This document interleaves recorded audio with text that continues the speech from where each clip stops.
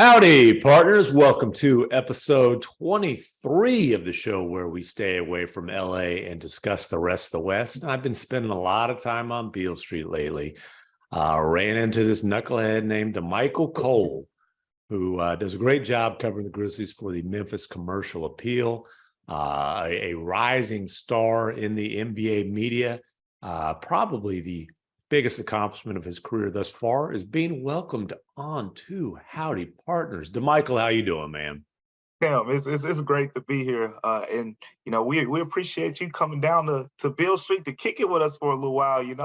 It's good to get more of that national. Tim, you're a national reporter. You got that national presence to you when you come into FedEx Forum. Well, the Grizzlies are one of my teams that I see on a regular basis, that I cover on a somewhat regular basis. And, Yep. The trip that I made last week, and I also saw him again last night, or the trip I made over the weekend, then I saw him again last night in Dallas.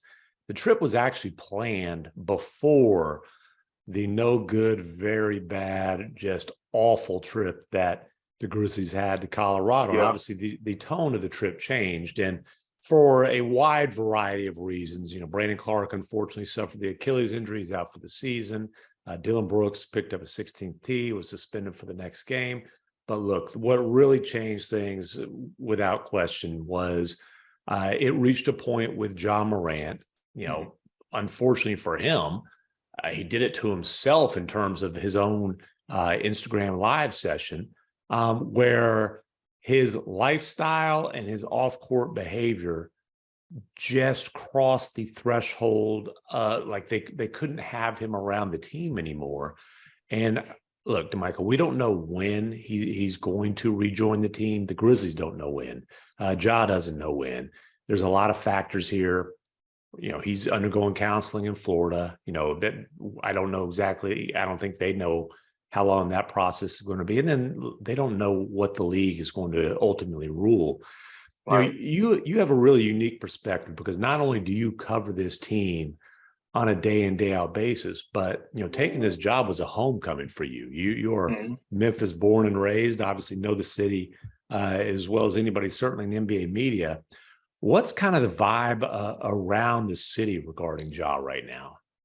Yeah, it's kind of like everything else. It's a mixed bag, Tim. But the main thing is, whenever the time comes for him to get back, they're gonna welcome him with open arms. It's gonna be a big ovation. If that return is in FedEx Forum, and whenever he does return to FedEx Forum, it's gonna be a huge ovation because one thing about Memphis is Memphis hasn't had a lot of players, to the caliber of Ja Morant. So there isn't a spoiled, None. yeah, none, if we want to just be frank. Yeah. So there's not a spoiled, mentality here like there may be in some fan bases where it's like, oh, we got statues of this guy and that guy, so get him out of here. He's messing up the rich culture, history, and all that. That's not the case in Memphis. This is the first time they've had a player of this caliber. He just got a Nike deal. He just, Powerade just made him, the first endorsement, from an athlete in over 5 years. Like, he is picking up big opportunities, not just, for a big player in Memphis, but just a big player in the NBA, period. He's becoming one of those faces. Memphis hasn't had that. So with that being said, there's still a lot of support for him, but there's a lot of accountability too. I think what we've seen in the past, Tim, is, we've heard and reported on multiple instances in the past where Ja Morant has either been involved or around some sort of conflict. And each time Memphis supported him, stood, tall and said, we got your back, Ja, we got your back. But this was the first time where it felt like some people's heads went down, and it's like, Ja, you disappointed us because we've been behind you full speed, and this is what other people have been saying is going to happen, and it happened. Yeah, and in this instance, all the other times it was a he said, or he said, she said, or whatever. Like the facts weren't, there were facts in dispute. Yep. This is one where it was fresh off a Washington Post story that shed some new light, but also rehashed some of the old incidents. He had been defiant. He was defiant after the whole thing with the Pacers, which is just like, you cannot have Right. your dad and your friends confronting opponents during the game and spilling over to afterwards, whether there was a gun involved or it's just a laser being pointed out of the SUV. Like, that is so far beyond what is acceptable. It's ridiculous.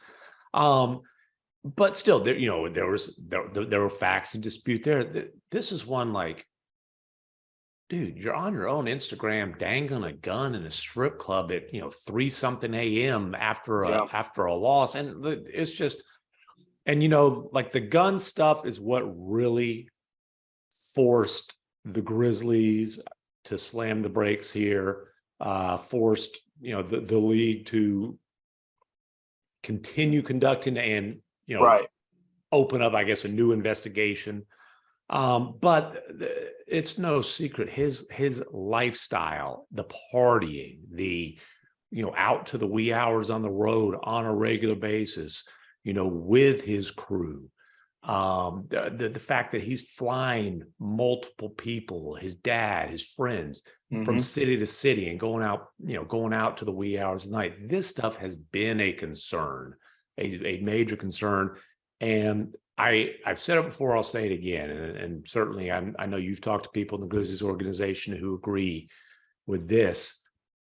Ultimately, it can be a good thing that everybody is forced to recognize and deal with these issues now before something really, really bad happen. And what I'm told, obviously I haven't talked to Ja, I haven't talked to T, but what I'm told is that the Morant family, there is a response that there hasn't been when there have been attempts to, I'm going to say lightly discuss, because I think that the Grizzlies did a lot of like, cover your eyes, cover your ears, it's not so bad. Hey guys, can we deal with it? But afraid to alienate. Now it's like, these have to be addressed head on. I'm told the Morants recognize, okay, hey, yeah, things were out of control. There has to be major changes. And again, that's the major changes. Ja has to make some major changes. And his dad, his family have to make some major changes. The friends, and maybe some of those major changes are which friends are around. But there's a recognition that what had been happening, it ain't, hey man, I'm putting up 27 and 8. What's the problem? No, because what he's done now, Damichael, is he's put not just a franchise and a team, in jeopardy. Personally, he has probably already cost himself a lot of money and is putting it literally hundreds of millions of dollars at risk. Hundreds of millions. I mean, there's no exaggeration, to that, because, there's the contract extension, right? We're talking, 30-40 million dollars, difference here if he makes an all NBA team, and if he doesn't. And right now, we're looking at other point guards, Damian Lillard, De'Aaron Fox, Shai Gilgeous stepping up alongside the typical guys, right? Luka, Steph Curry. It's going to be tough sledding, and this is not making it any easier for him. So that's a lot of money he could be leaving on the table. We already talked about, situations with Nike and Powerade, and Ja Morant has goals. These are goals he's kind of said to me in the past. One of his goals is to be a billionaire, by the age of 30. Him and his mom have this thing. He wants to be a billionaire by the time he's 30. So he knows, from that perspective, now I feel like he should know what's at risk with, some of these things we've seen happen, where we haven't seen anything be taken away from him yet. But the things like Powerade, taking down, the YouTube ad, and all those are small signs. We haven't heard much, from Nike. He has a shoe that's supposed to be coming out, in a couple weeks, from what I had heard, through various sources in the past, that leading up to his release, there were supposed to be several events taking place. And right now it's been kind of quiet, on that end from Nike. So there's that. There's, the Powerade situation. There's a lot at stake. And I feel like in the past, he hadn't realized, those Right. type of things. And with the goals that he has, right? He wants to be, this billionaire. He wants that all NBA money. By the way, he said Mhm. it. Oh He said yeah, it for before. So sure. he wants it. So Well, it's he wants the money and he wants the recognition, yeah, like that. And by the way, he should. Unfortunately, he's put it in danger by his own actions. And you mentioned right. the Nike stuff. Nike, I assure you, behind the scenes is very much going to be involved in the process to getting Ja hopefully back where everybody wants him to be. But hey, those contracts are written where off court stuff, if a company wants out of the contract, they can. Now they've already Yep. invested a lot of money. There's a lot that goes Yeah. into, Resources too. Yeah. exactly. So, and I'll say this. Ja Morant is 23 years old. Went from really a no name and then kind of a March Madness cute little Cinderella story to Yep. sudden celebrity and fame, wealth. And it's understandable. Like it's understandable that, hey, it was a lot for him. We don't know exactly what all was going on in his personal life, but this is a lot for any 23-year-old kid, and hadn't necessarily handled it well. That's it's nothing that is he can recover from this Right. because he is he's a very personable guy, very charismatic guy. Despite doing some really dumb stuff, he's an intelligent guy. He's ridiculously fun to watch. He's a person who I think people gravitate toward, people will Yep. want to root for. People love a redemption story. That's all possible, but it's only possible if he follows through on the few words that I'm not gonna say we've heard from him, that we've read from him since this all happened. Yeah, and the thing about Ja is it won't be hard to tell. Mhm. It's not like this is a superstar. There's going to be a lot of attention on how he moves, how he conducts himself, how he answers questions. I mean, Mhm. it's always been able. He's always been very transparent, in a way. Like you talk about the off the court lifestyle, right? Ja Morant has never hid the fact that he Yeah. likes to party.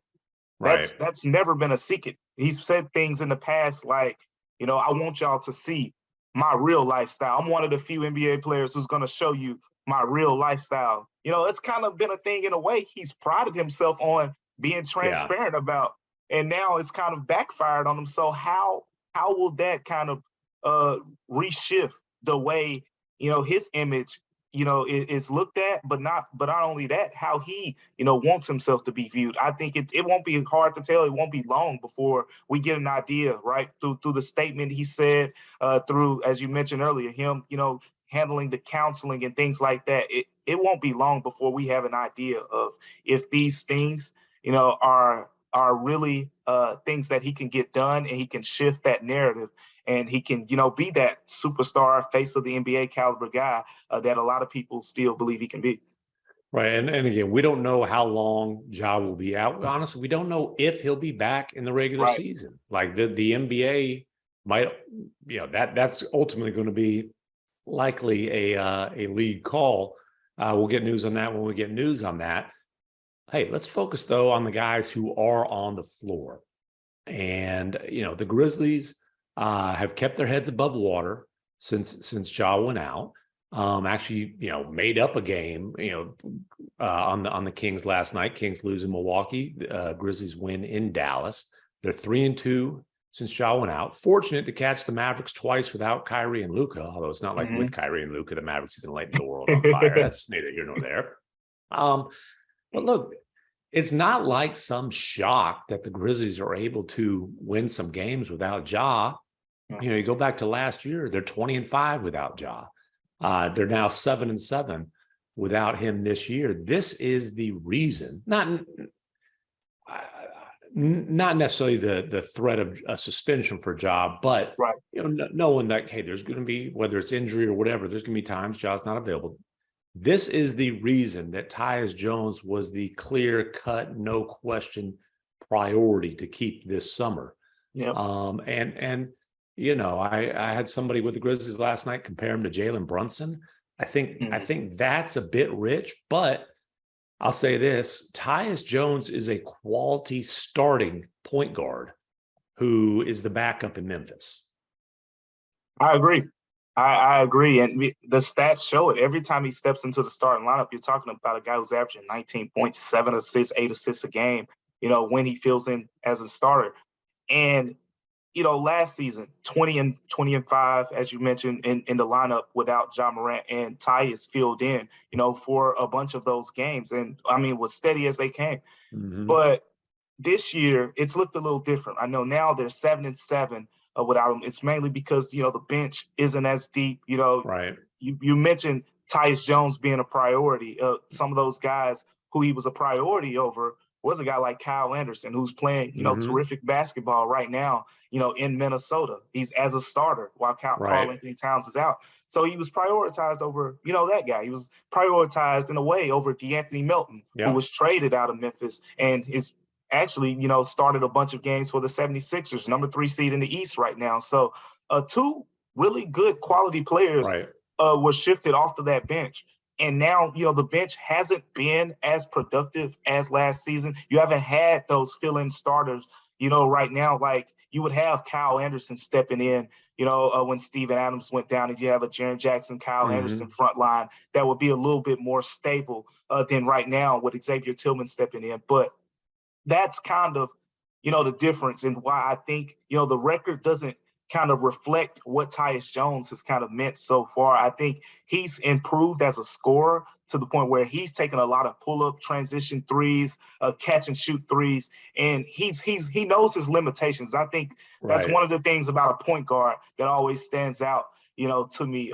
He knows how to get to his spots. In a way, that's kind of reminds me of Jalen Mm-hmm. Brunson from Yeah. that perspective. Not the super athletes who are just gonna, jet to the rim and do these acrobatic layups and things like that. But Tyus is just gonna get to that floater. You rarely see him do, an overhand layup or anything like that. He's just gonna get Right. to his floater. He's gonna shoot that little pull up mid-range jumper, and he's gonna shoot his catch and shoot threes, or he's gonna dribble into his threes. It's that simple. It's not no fadeaways or anything like that. He knows his game, and everyone knows about the assist to turnover, ratio. Right. Led the league fast 4 years. He's a steady guy, and he's been huge this season for a team that's kind of, underwent a lot of changes, right? They've Mm-hmm. had starters miss more than 70 games of playing time this season, right? Earlier this season, Jaren Jackson Jr. doesn't start the season. As soon as he gets back, boom, Desmond Bane goes down. Yeah. Now, I think arguably you can make an argument that the biggest of them all so far has been Steven Adams' injury. Right. And, I'm glad you mentioned Kyle Anderson and DeAnthony Melton. I think Yeah, they especially have missed Anderson's playmaking. for And, sure. that's a spot where Desmond Bane continues to develop. And look, Bane has to start at shooting guard and be their backup point guard now. Right. And these last 5 games, first time in his career, he's had at least 5 assists in 5 Mm-hmm. straight games. That's because they need him to. And he has been able to seize the opportunity. Now, as far as Steven Adams, man, this is tough because Brandon Clark's gone. He's not coming back this year. Hopefully at some point in the second half of next season, he'll be able to come back. But that's a key like he's one of the best bench bigs in the league. Yep. Steven Adams, it's a maybe for him for the playoffs. They announced last week he's out essentially through the rest of the regular season. And then, they'll see how his knee responds. He had the stem cell there you go. injection. Yeah. Stem cell injection, which was disappointing. They thought he was about ready to come back, and that's obviously a significant setback. So, Xavier Tillman Sr., he's an NBA player. I don't know that he's a NBA playoff player, right? Santi Aldama has had a really nice second year. Looks like another late first round find for the Grizzlies, but totally improving in terms of the playoffs. So, even if Ja is able to come back, right, is able to, be himself, be that 27.8 assists per game guy, their big rotation is really, really taking 2 massive hits here. And it's hard for me to see the Grizzlies, even if they are able to scrap their way to the 2 seed, winning multiple playoff rounds with the issues that they have in the front court at this point. Yeah, I take it a step further. It's hard to see them win one round if Steven Adams, isn't back. You look at the strengths of this team.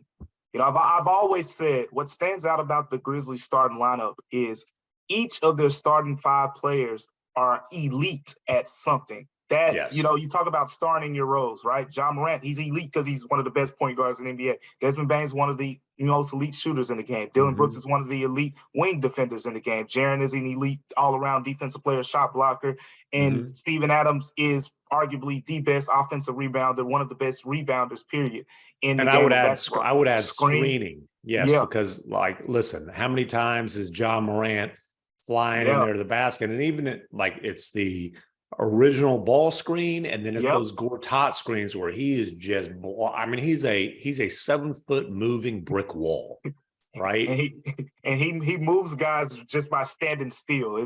It's funny how it works sometimes with him, but with all 5 of those guys, they're elite at something. But now you remove Steven Adams from that, this team goes from one of the best rebounding teams, arguably the best rebounding team, to not even middle of the pack. I mean, we've seen recent games, you see the Mavs a lot. The Mavs have played really small against the Grizzlies, and the rebounding, there hasn't been, a huge gap there. I think in this last game, the Mavs out-rebounded the Grizzlies on the offensive boards 8-7, but I think the Grizzlies had the overall rebounding advantage by like 6 rebounds. So there's that. There's the Clippers game recently on the road, another team, who plays as small as anyone in the league. And they had guys like Paul George, Nicholas Batum, and Kawhi Leonard, as their 3, 4, and 5. And Paul George and Kawhi Leonard got double-doubles in those games, in that game, and the Clippers out-rebounded the Grizzlies. Teams are able to go small more because Steven Adams, is out. I remember, you go back to the Golden State Warriors playoff series, Steven Adams, he didn't play at the end of that Timberwolves series. He had, COVID at one point, and before he had the COVID, there were some performance things where he just wasn't a good fit. It was just a tough matchup. Karl Anthony Towns was tough on him. But when he returned in that Warriors series, he shifted some things because the Warriors were playing small. They were starting Draymond at center, and it was too easy. He was getting all the boards, and it got to the point where Game 6, they started Kevon Looney at center, completely changed the game and matched up, more with size. So teams wouldn't be playing as small as they are, as much as they are against the Grizzlies right now. And what that has done, I see is it allows teams to switch more against the Grizzlies. And right now, the reason that switching kind of can hurt, Memphis a little bit is because they don't have a lot of isolation scores. They say when teams switch a lot against you, you attack the mismatches. You isolate, players against, the weaker defenders and things like that.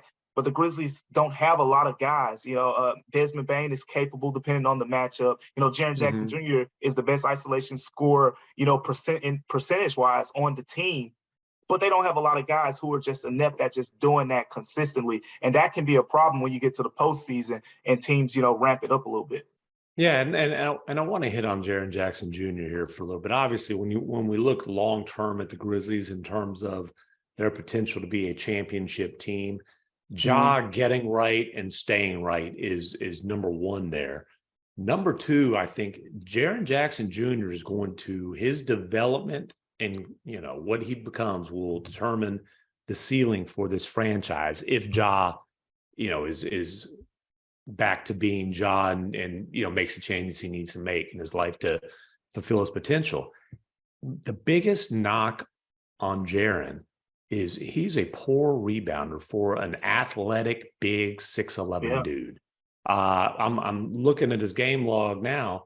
He hasn't had a double-figure rebounding game since January 14th. And that's with Steven Adams being out. It's pretty wild, for the vast majority of that time. He's the best shot blocker in the league. But part of being a dominant defensive interior player is ending possessions, right? Getting the rebound, and especially on a team that, hey, you got to stop. When Ja's on the floor, stop, outlet, boom. It's that's a bucket waiting to happen in transition. So he's got to become, and he's averaging a career high in rebounding. It's 6.6. Yeah. Like, I mean, come on, big fella. You got to be better there. And then offensively, you see The flashes, flashes, yeah. you see stretches. He's shooting the ball. He had 2 straight bad shooting years, and injury interrupted. But when he was Ja's rookie year, he shot 39% on pretty high volume. The Yeah. volume is down to the lowest in terms of 3-point shooting, lowest since his rookie year. He's shooting 34%. They need him to be that capable of being that stretch 4, sometimes stretch 5. He can put it up for a big dude. He can put it on the floor. You'll see him like put it on the floor, make a spin move, get a layup. He's really a better finisher with his left than his right. Yep. He is capable of punishing switches. But I think this guy has 20 plus point potential. They need that on the offensive end. Because look, aside from transition, where it's like saying, hey, aside from that steak, dinner wasn't so great. Yes, transition's critical to this team, but they are a mediocre half-court offensive team. And I think some of that is just because Jaren hasn't really taken steps in his game on that end. Yeah, he completely has the keys to how good this team can be if they reach, their full potential. You talk about the half-court offense. He's the biggest key. He is the guy when teams just willingly switch a 6'3", 6'4" guard onto him, just throw him the ball and move out of the way. But what I've, learned just from watching him and his teammates, certain teammates will tell me, Jaren has to get more of that dog in him. It's more of he has to see that switch and go under the basket and say, give me the ball. You don't see a lot of that from him. You see it sometimes, but you don't see it consistently. We mentioned the flashes. You don't see him consistently say, clap his hands, throw me the ball, like demanding the basketball, because they'll give it to him. They will definitely give him the basketball, and they want to see that from him. Dillon Brooks wants to see it. Desmond Bane wants to see it. Tyus, all these guys, they're constantly on him about bringing that dog out of you more. Because I think you're spot on when you say this could be a guy who could average, 20 points per game. I said that there's no way he should average under 6 free throw attempts, per game throughout the rest of his career, because he gets fouled a lot, but it's when he attacks. He has to continue to have that attacking mindset. When he puts the ball on the floor from the 3-point line, guys aren't big enough, or they're either not mobile enough to contain him. So he's going to get fouled because of one or the other. He's going to get fouled because he's bigger than the guy, or he's going to get fouled because a guy's too slow to stay in front of him. And that's been the case a lot of times, but he has to demand it. You look at his scoring stretches. The Grizzlies play him early in the fourth quarter with Desmond Bane sometimes when they play in rotation. And he'll start off the fourth quarter cooking. We've seen it a couple times, especially on this recent road trip where they went 1-3. And then late in the fourth quarter, which kind of coincides with the Grizzlies' fourth quarter struggles of this season, he doesn't demand the ball like that. He'll take a couple spot up 3-pointers, just some catch and shoot things, or he'll have a couple possessions where he gets the ball from, a Taylor Jenkins drawn up play or something. But he's the key. I mean, what you're getting from Ja. Dez is continuing to evolve, as you said, as the playmaker, as an all-around guy. But Jaren is the one guy whose ceiling is pretty much through the roof. Like you could realistically see him being a 22, 23 point per game scorer, but you mentioned the rebounding. The fouling hasn't been as bad this season as in past years, but it's still a concern. Especially come playoff time. He's averaging 28 minutes a game. He's going to have to play well into the 30s in the playoffs. The last guy I want to hit on, he's a lot of fun to cover. He's been in the news a lot. I already know you're talking about. I'm talking about Dillon Brooks. Dillon the villain, baby. Listen, I love the trash talk. Like, I love the whole persona. He has to have a little bit. He has to be a little bit crazy to do what he does. I'm going to guard the other team's best scorer. Like that, that's how he makes his money. Now, the offensive end, the shot selection, that can be really frustrating. He works himself into such a frenzy to do his job defensively. I think that carries over into sometimes over aggressiveness, poor decision making on the offensive end. It's known that Zach Kleiman, the GM, was aggressive going after OG Anunoby, more aggressive going after Mikal Bridges.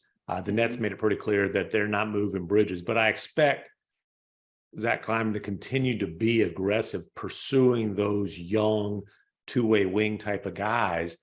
Dillon Brooks' contract's up this summer. Is he a part of this thing long term? I don't think so. I think, from the players' perspective, they love him. They'll tell you he's the heart and soul of that locker room. Yeah. I remember earlier this season, he had the poos in FedEx Forum, and Ja Morant was the first player, to tweet about it. And even when they clapped for him the next game, Ja was like, oh, where was that before? It wasn't like a kudos to the crowd. It was, where was that before? They booed him. So his teammates love him. I'll say sometimes most loved in the locker room, most hated in the NBA. That's kind of, the persona that he gives off. But how much does that locker room love, really impact the on the court, success of this team is the question. And I'll say it's marginal. It's not enough to the point where you can say, he's a part of this core going forward. I remember when I first got here, covering the Grizzlies, almost 2 seasons ago now.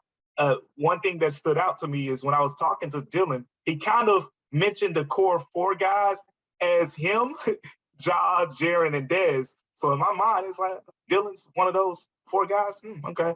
But now you're kind of seeing it shift. I haven't seen him say it this season at all like that, but you're kind of seeing the shift happen. And, the shooting concerns, this is the worst shooting season. I mean, he's had bad shooting seasons, but this is the worst one. It's gotten to the point where we've seen teams, kind of really sag off Dillon Brooks. Teams want him to shoot, and they want him to shoot a lot, and he's a lot of times very willing to accept that. He'll invitation. Take it. He'll take that invitation. He thinks he's great at it. I mean, the man does not lack confidence. I mean, you don't walk into an arena with a vest and no shirt on unless you're a pretty confident dude. And of course, his designer shades, got to have those. I will say this. The concerns we're talking about, obviously, these are things that the front office considers and is keenly aware of. Yep. There's also recognition that you can't just let Dillon Brooks go unless there's somebody coming in to replace him. Exactly. Because let's just make this clear. Dillon Brooks is arguably the best wing defender in the league, right? Sure. He absolutely deserves to be on an all defensive team. It's overdue, just, to be honest, especially for a team that's now ranked number 1 in the league in defense. And if you're going to go through the West, hey, he's guarding Steph Curry, if they see them, the Pelicans won't be in the mix, but future years, he's guarding Zion. To go from guarding Steph to Zion to Luka to KD to Kawhi, you name it, you're going to get through to make a playoff run. You're going to have somebody to guard the best offensive players in the world. And so if Dillon's not a part of this, they've got to have somebody else who can fill those shoes. And on the defensive end of the floor, those are some big ass Nikes. Some big Nikes, man. Those are big Nikes. And the wing defense is the key to it all. You hit it right on the spot. If there's not a guy the Grizzlies can acquire, and they have assets. This coming summer, you have Luke Kennard's contract. You have Tyus. Will be on a expiring contract as well. You have some assets if you want to all move their picks around. Plus the all Warriors 2024. Plus the Warriors. Yep. The picks, the capital. I mean, they have it all to make the move. But I think if they find the right move, Dillon Brooks is not a part. And if they don't find it, there's a chance he could come back on a short-term deal. Because there's value for him on this team. I mean, Ja and Dez are long-term pieces, but neither of them have shown a long-term high-end defensive potential. So you need that wing, that defensive wing, to kind of solidify the Grizzlies as a championship contender for years to come. All right, Damichael. Well, there's a lot to follow with the Grizzlies these days. You're on it all for the Memphis Commercial Appeal. We appreciate you joining us, man, and I will see you soon. I will be back in Memphis next week. Most definitely. We'll see you then down on Bill Street, Tim. There we go. Adios, amigos. Thanks for watching ESPN on YouTube. For live streaming sports and premium content, subscribe to ESPN+.